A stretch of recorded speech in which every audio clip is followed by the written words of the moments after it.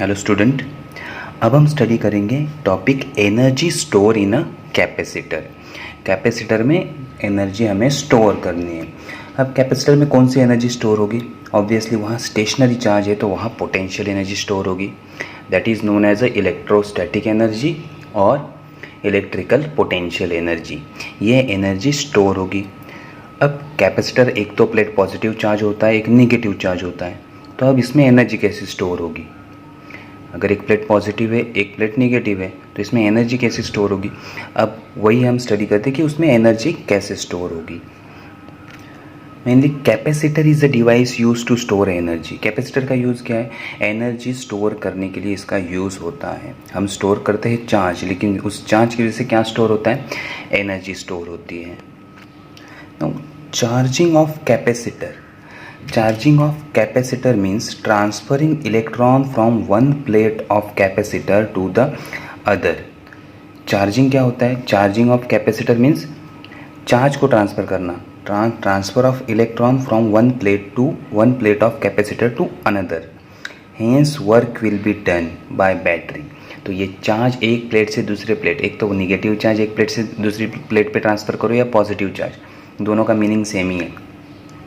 So charging of capacitor means transfer of electron from one plate of capacitor to other and hence work will be done by battery। और ये work कौन करता है?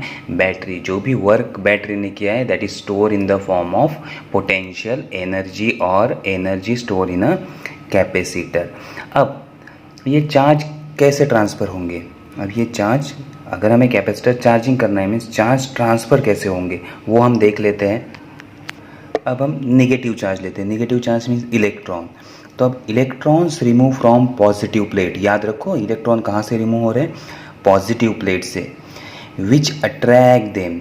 अगर मैं positive plate से electron निकालूंगा तो पॉजिटिव चार्ज इंक्रीज होते रहेंगे। Okay, when electron remove from positive plate which attract them. Positive charge क्या करेगा? पॉजिटिव प्लेट इलेक्ट्रॉन को अट्रैक्ट करेगा and they are push towards negative plate. जो भी इलेक्ट्रॉन निकले हैं उसे हम कहाँ पुश करेंगे? निगेटिव प्लेट की तरफ। लेकिन निगेटिव प्लेट उसे क्या करती है? रिपेल करती है।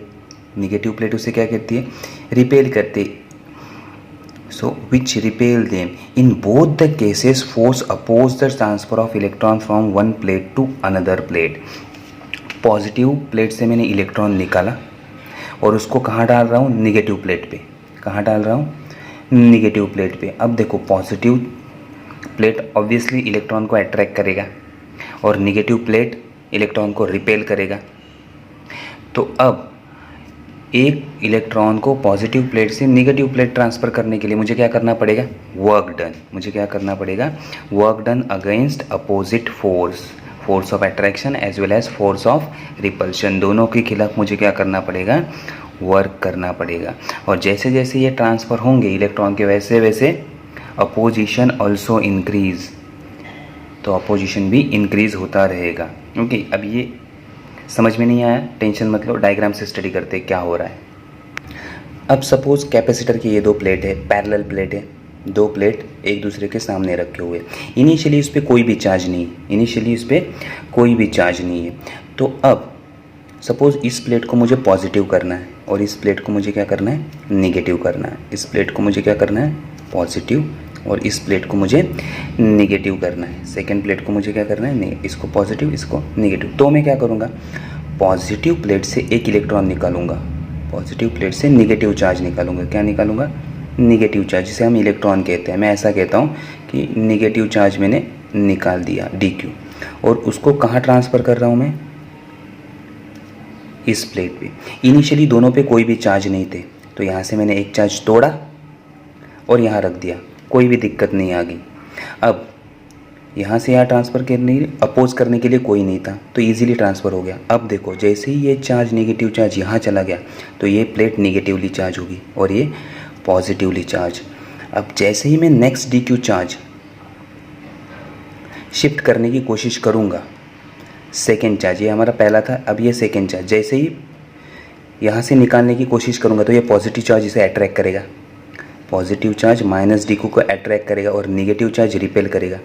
तो मुझे थोड़ा फोर्स लगाना पड़ेगा फोर्स लगाते लगाते लगाते मुझे यहाँ पे रखना होगा। तो यहाँ नेगेटिव चार्ज और बढ़ गया, यहाँ पॉजिटिव चार्ज और बढ़ गया। अब मैं नेक्स्ट जब एक्स्ट्रा और एक चार्ज इसमें से निकालूंगा, ये नेगेटिव चार्ज, तब ये पॉजिटिव चार्ज और स्ट्रांगली मुझे अट्रैक्ट करेगा और ये नेगेटिव चार्ज और स्ट्रांगली मुझे रिपेल करेगा। उस रिपल्शन और अट्रैक्शन के खिलाफ वापस मुझे वर्क डन करना पड़ेगा। तो जैसे चार्ज बढ़ेंगे वैसा वर्क डन भी बढ़ता जाएगा। जैसे चार्ज बढ़ेंगे उतना ज़्यादा मुझे वर्क डन करना पड़ेगा। समझ में आ गया? इनिशियली कोई भी चार्ज नहीं था तो ये पहला चार्ज आराम से ट्रांसफ़र हो गया, लेकिन दूसरा चार्ज ट्रांसफ़र करने के लिए जो पहला चार्ज यहाँ आया है, पहला चार्ज आया है, वो क्या करेगा, इसको रिपेल करेगा, और यहाँ जो पॉजिटिव चार्ज इसको अट्रैक्ट करेगा। तो इन दोनों के खिलाफ मुझे क्या करना पड़ेगा, वर्क डन करते करते मुझे दूसरे चार्ज को यहाँ रखना पड़ेगा। तो दूसरा चार्ज यहाँ आ गया, दो। अब यहाँ दो पॉजिटिव दो नेगेटिव हो गए। अब जब मैं तीसरा चार्ज निकालूंगा यहाँ से नेगेटिव चार्ज, तो ये दो पॉजिटिव चार्ज इसको अट्रैक्ट करेंगे और दो नेगेटिव चार्ज इसको रिपेल करेंगे। तो अब ये रिपल्शन स्ट्रांग होगा। तो जैसे जैसे यहाँ चार्ज बढ़ते जाएंगे वैसे वैसे क्या होगा, अपोजिशन बढ़ेगा और उसके खिलाफ मुझे ज़्यादा वर्क डन करना पड़ेगा। तो जितने चार्ज ज़्यादा उतना वर्क डन मुझे ज़्यादा करना पड़ेगा। ये समझ में आ गया प्लेट चार्जिंग कैसे हो रहा है? ओके, तो इस तरह से ये चार्जिंग हो रहा है, इस तरह से ये क्या हो रहा है, चार्जिंग हो रहा है। तो इनिशियली टाइम टी पे, time T is equal to 0 पे चार्ज 0 थे, देन धीरे धीरे चार्ज इंक्रीज होते गए एंड देन अपोजिशन भी बढ़ता गया। ये समझ में आ गया? तो इस अपोजिशन के खिलाफ मुझे क्या करना होता है, वर्क डन करना होता है, and that work done store in the form of electrostatic energy.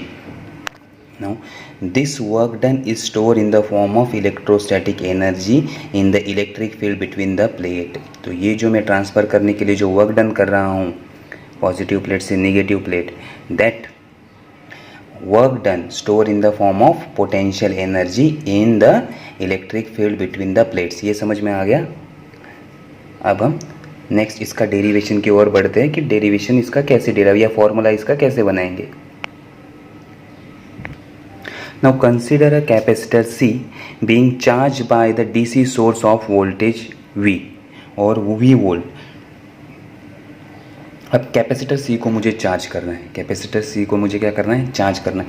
ये देखो C कैपेसिटेंस, C क्या है, कैपेसिटेंस ऑफ कैपेसिटर। और कैपेसिटर का कैपेसिटेंस किस पे डिपेंड करता है, it is depend on dimension. ये किस पे डिपेंड करता है, डायमेंशन। हमने फॉर्मूला स्टडी किया तो ये डायमेंशन पे डिपेंड करता है। और सी का वैल्यू हमेशा कांस्टेंट रहता है, सी का वैल्यू क्या रहता है, हमेशा कांस्टेंट रहता है।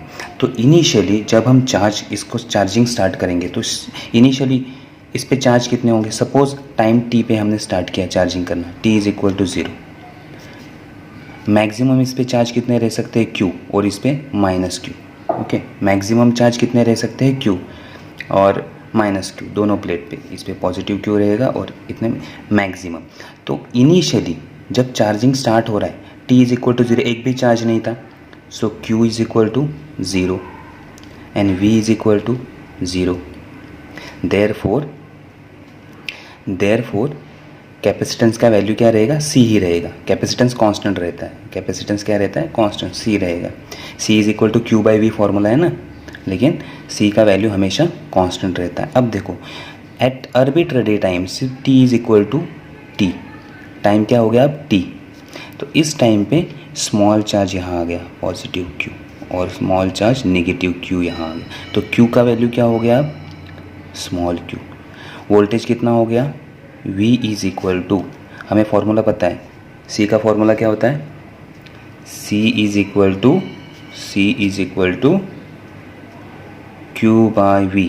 तो V क्या होगा, V is equal to Q by C। C तो कांस्टेंट है, तो जितना चार्ज बढ़ेगा उतना वोल्टेज भी बढ़ेगा, एंड C का value as it is. Okay, ये हो गया। अब at T is equal to infinity, means बहुत देर के बाद, जैसे ये चार्जिंग चल रहा है, बहुत देर के बाद टोटल चार्ज कितने हो जाएंगे, Q। इस पर कितने चार्ज रह सकते हैं, मैक्सिमम Q। एंड वोल्टेज कितना होगा, V is equal to Q by C। Voltage क्या होगा, Q बाय C। ये समझ में आ गया क्या हो रहा है। इनिशियली टाइम 0, इस पे चार्जिंग प्रोसेस स्टार्ट नहीं हुआ था, तो Q 0 V 0, capacitance same. At in between जब चार्जिंग हो रहा है, जब चार्जिंग क्या हो रहा है, हो रहा है, धीरे धीरे इस पर चार्ज आ रहे हैं, तो चार्जिंग हो रहा है at T is equal to T, charge कितने होंगे क्यू, वोल्टेज कितना होगा V is equal to Q by C, C तो हमारा कांस्टेंट है, जितने चार्ज ज़्यादा उतना वोल्टेज ज़्यादा, इन बिटवीन प्लेट, वोल्टेज किसका है, ये प्लेट का वोल्टेज है, इन बिटवीन प्लेट, जितने चार्ज ज़्यादा हो गए उतना वोल्टेज ज़्यादा होगा। That at after long time, after T is equal to infinity, सारे के सारे चार्ज, जितने चार्ज इस कैपेसिटर पे रह सकते हैं सारे चार्ज आ गए, Q is equal to Q, then voltage क्या होगा Q बाय सी, सी तो कांस्टेंट है, तो जितने चार्ज ज़्यादा उतना वोल्टेज ज़्यादा, तो ये सारा वोल्टेज, सोर्स का वोल्टेज इसके अंदर आ जाएगा V। ये समझ में आ गया। अब इसी कंडीशन का हम यूज़ करते हैं, ये इंटरमीडिएट, ये कंडीशन का अब हम यूज़ करेंगे, इस कंडीशन से हम वर्क डन फाइंड आउट करेंगे। सर्टन टाइम पर ये चार्जिंग चल रहा है, तब क्या होगा। Now during the process of charging let Q be the charge on the capacitor.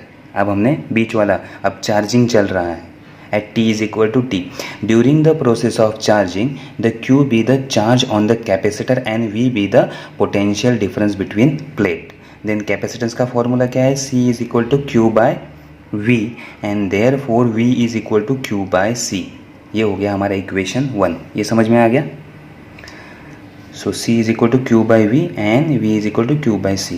अब a small amount of work is done if small charge dq is further transfer between the plates. अब इसके बाद हम और छोटा सा charge positive plate से निकालेंगे और निगेटिव प्लेट पे डालेंगे। Q तो ट्रांसफ़र हो गया, Q के बाद और छोटा चार्ज हम निकालेंगे dq। अब वो ट्रांसफ़र करने के लिए Q चार्जेस हमें क्या करेंगे, अपोज करेंगे, तो उसके खिलाफ मुझे क्या करना पड़ेगा, वर्क डन, और वर्क डन का फॉर्मूला हमारे पास है V dq। वर्क डन क्या होता है, V dq, ये स्टडी किया है, इनको याद रखना है, रिकॉल करो सारे फॉर्मूले। dw is equal to V dq, therefore V का फॉर्मूला, V का वैल्यू हम इक्वेशन 1 से लेंगे, V is equal to Q by C, वो मैंने पुट कर दिया Q by C D Q. ये स्टेप समझ में आ गया कि डायग्राम से समझ, चलो डायग्राम से समझते क्या होता है। अब देखो ये हमारा इंटरमीडिएट स्टेज चल रहा था, T is equal to T, charge कितना है Q और वोल्टेज कितना हो गया Q बाय सी। अब थोड़ा सा चार्ज dq मैं और यहाँ से यहाँ ट्रांसफ़र करता हूँ, निगेटिव चार्ज dq चार्ज मुझे ट्रांसफ़र करना, तो ये नेगेटिव चार्ज इसको रिपेल करेगा और ये पॉजिटिव चार्ज, ये पॉजिटिव चार्ज इसको अट्रैक्ट करेगा। जब ये पॉजिटिव चार्ज इसको अट्रैक्ट करेगा, रिपेल करेगा, इसके खिलाफ मुझे क्या करना होगा, work done. That work done हमने लिखा dw, वो वर्क डन कितना होगा dw किस पे डिपेंड करता है, potential and amount of charge, potential and amount of charge पे वो डिपेंड करता है, तो ये वैल्यू हमने लिखा है वहाँ। तो ये हमारा फॉर्मूला आया dw is equal to V D Q, लेकिन इक्वेशन 1 हमें क्या कहता है, v is equal to Q by C, तो क्यू बाई सी पुट कर दिया और dq फ्रॉम इक्वेशन 1। ये तो हो गया स्मॉल चार्ज के लिए, लेकिन टोटल चार्जिंग कितना होगा, कैपिटल Q तक, जीरो से कितना चार्ज होगा, कैपिटल Q। मैंने कहा क्योंकि मैक्सिमम चार्ज कितने रहेंगे इस पर, कैपिटल Q इतने। So total work done in transferring charge from zero to capital Q, total work done कितना होगा, dw is equal to integration, हम क्या करेंगे, इंटीग्रेशन करेंगे। So integration dw is equal to कितने से, जीरो चार्ज से हमें टोटल चार्ज कैपेसिटर पे कितने चाहिए, कैपिटल Q इतने।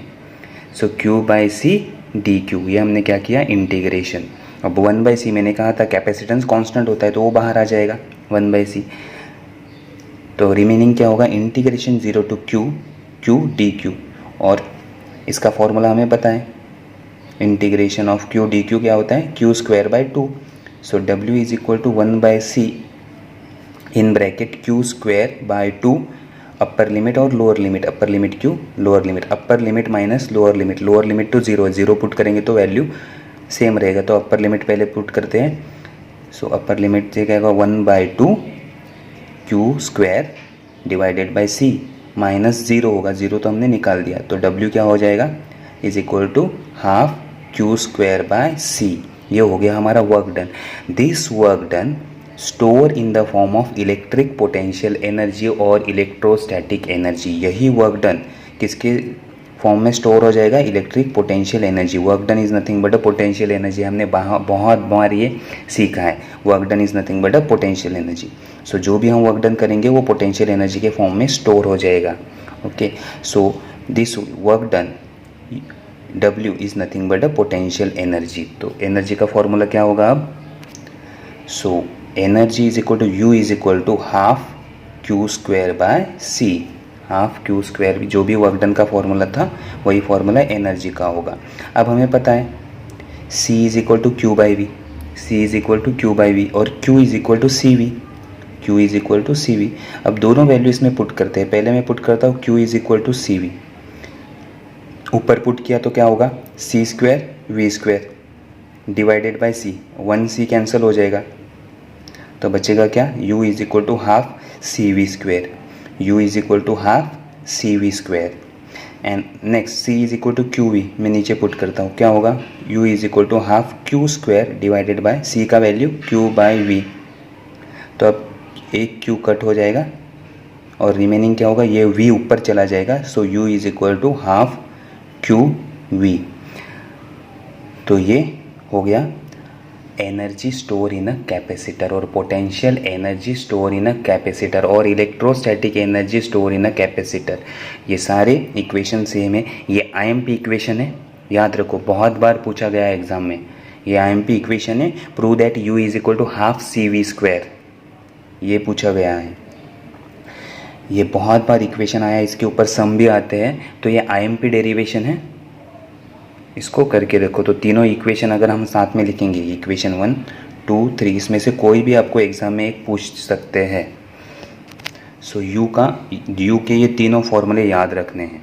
Okay, half Q square by C, half C V square and half Q we.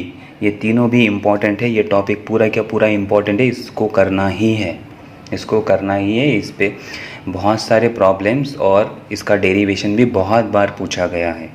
Okay, तो ये समझ में आ गया, इजी है ये भी। ओके, सिर्फ चार्जिंग आपको समझना आना चाहिए। अगर चार्जिंग समझता है तो ये इजी है डेरिवेशन। ओके, अभी तो आपको समझ में आ गया तो इजी है। ओके, सो यहाँ हम लेक्चर फिनिश करते हैं। Thank you.